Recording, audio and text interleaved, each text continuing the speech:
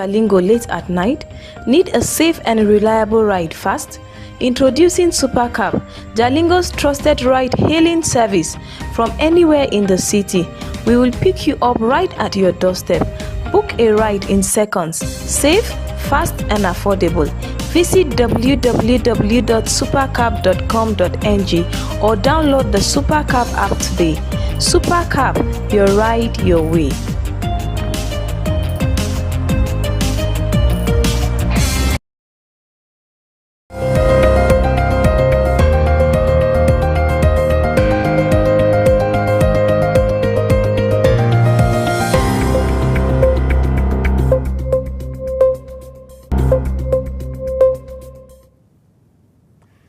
Hello and welcome to News Hour on Sun TV, your reliable window into the pulse of the nation. And stay engaged with us on Facebook at Sun TV and catch every live moment on YouTube at Sun TV Live.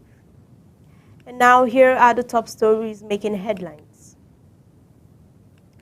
25,000 nurses begins nationwide morning strike over welfare and staffing issues, while Education Ministers vows to prevent tertiary institution strike. 4 killed in Plateau ambushes and bandits attack security personnel. And the First Lady donates 1 billion naira to Benue attack victims. My name is Messenger, and now the news in full. Healthcare services across Nigeria faces major disruptions as around 25,000 nurses under the National Association of Nigerian Nurses and Midwives Federal Health Institution sector begins a nationwide 7-day warning strike. The strike, which commenced at the midnight following a 15-day ultimatum and protest on men's demand on welfare, staffing and working conditions in the federal health facilities. Major government hospitals are expected to experience severe service limitations. NANNM leadership has called on the federal government to engage in immediate dialogue to avoid escalation into an indefinite strike. Similarly, to prevent crisis in another essential sector, the Minister of Education, Tunji Lausa, reiterated President Bola Tinubu's resolve to avert strike in tertiary institutions.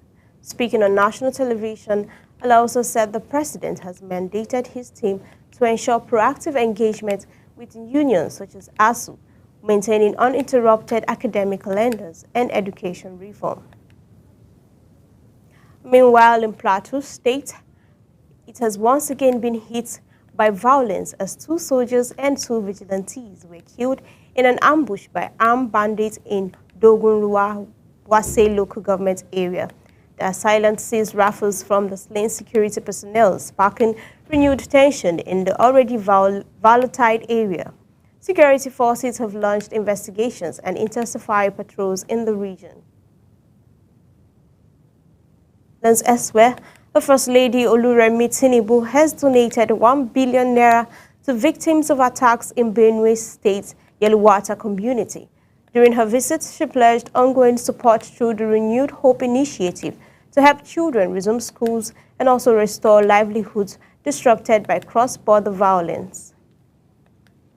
In another development, the federal government has launched the Leadership Excellence in Africans Public Service program aimed at enhancing ethical strategic governance.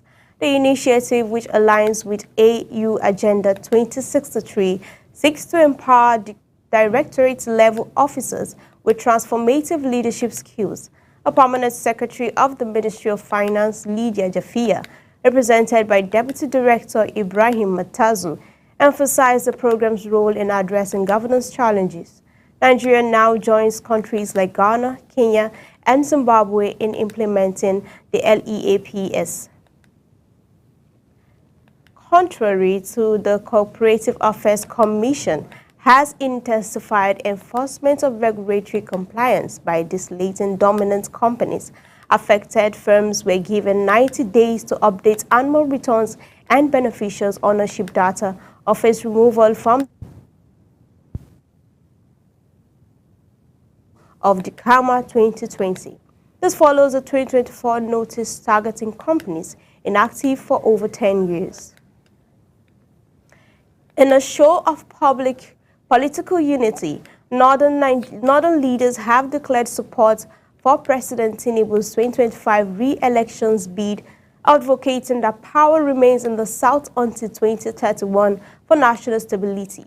At the Citizens Engagement Forum in Kaduna, Vice President Kashim Shettima, APC Chairman Natewa Yilwata, SGF George Akume, and others praised Tinubu's reforms and refuted marginalization's claims, and former Niger Governor Babangida Aliyu criticized regional elites, while Northern Elders Forum called for a greater investment in education and also in agriculture. Similarly, in Plateau State, the House of Assembly commended Tinubu for appointing Professor Yilwata as the APC National Chairman.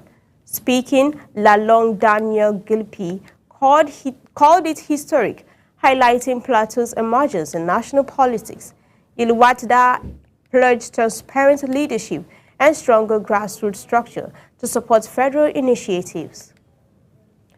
Amid increasing scrutiny of government finance, the Senate Committee on Public Accounts have given NNPCL Group CEO Bayo Ojulari 21 days to account for a missing 210 trillion naira. The ultimatum follows an appearance before the committee, where senators expressed concerns over irregularities in the corporation's financial reporting. At the same time, the Federal Inland Revenue Service has suspended issuance of tax exemption certificates, including those for pioneer status firms and NGOs. While existing certificates remain valid, the agency cited the need to tighten oversight and also eliminate past abuses. FIRS warned that any future tax claims must strictly follow legal processes. Moving into the private sector, MTN Nigeria reported over 13,700 fiber cuts between January 2024 and June 2025, mainly due to vandalism and roadworks.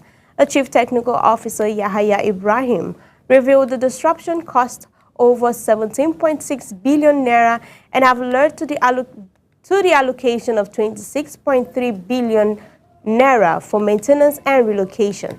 The states like Akwa Ibom, Abia, and Rivers were worst in hit. MTN has stepped up monitoring and public education efforts to reduce further damages.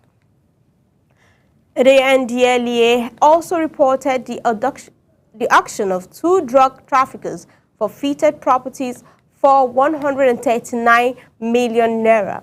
The houses located across Lagos, Ogun, Ondo, and Kano were either acquired through drug proceeds or used in trafficking operations.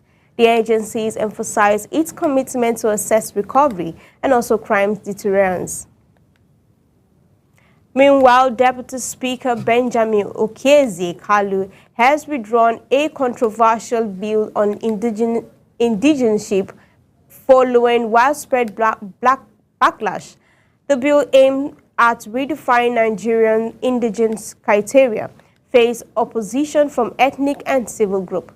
Kalu stressed his commitment to inclusivity and clarified that the bill was misunderstood, promising broader consultation before reintroduction.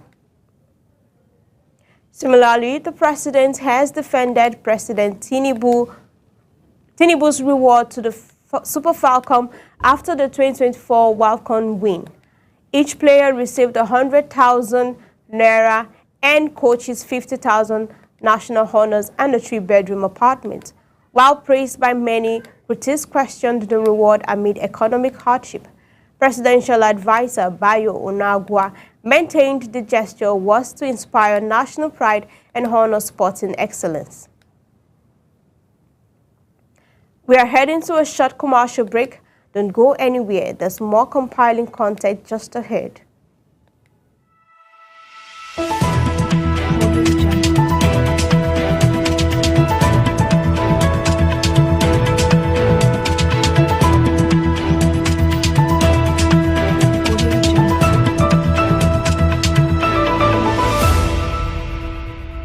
Are you stuck in Jalingo late at night? Need a safe and reliable ride fast?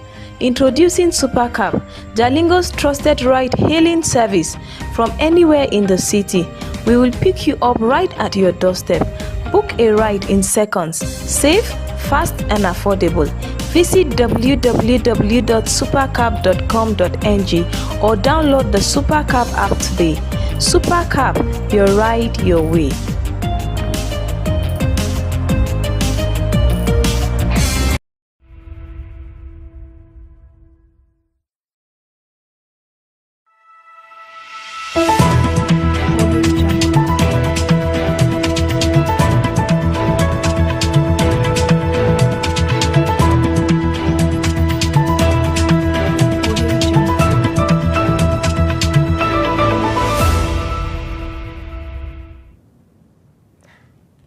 Glad to have you back.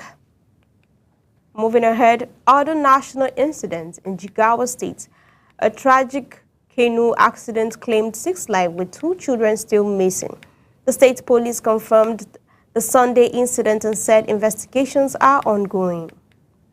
Elsewhere in Osun State, the governor Ademola Adeleke warned Ibadan Electricity Distribution Company against exploitative practices. Adeleke said the upcoming State Electricity Regulatory Agency will safeguard consumers' rights and also ensure fair billing. Finally, the United States has reiterated its opposition to birth tourism. The U.S. mission in Nigeria warned that visa applicants disclosing intent to give birth in the U.S. would be denied. The embassy described the practice as a violation of immigration law and said consular staff are trained to detect such deception. The announcement has sparked mixed reactions, with some Nigerians accusing the U.S. of discrimination and others supporting stricter enforcement. And that concludes this impactful edition of News Hour brought to you by Sun TV. Although this segment ends here, our new coverage continues. Stay tuned with us with more in-depth reports and engaging content right here on Sun TV. Be sure to follow us on Facebook at Sun TV and also subscribe to our YouTube channel on Sun TV Live for real-time updates, exclusive stories, and expert commentary. I am Mercy Juru. Thank you for watching. Until we meet again, stay safe and stay informed.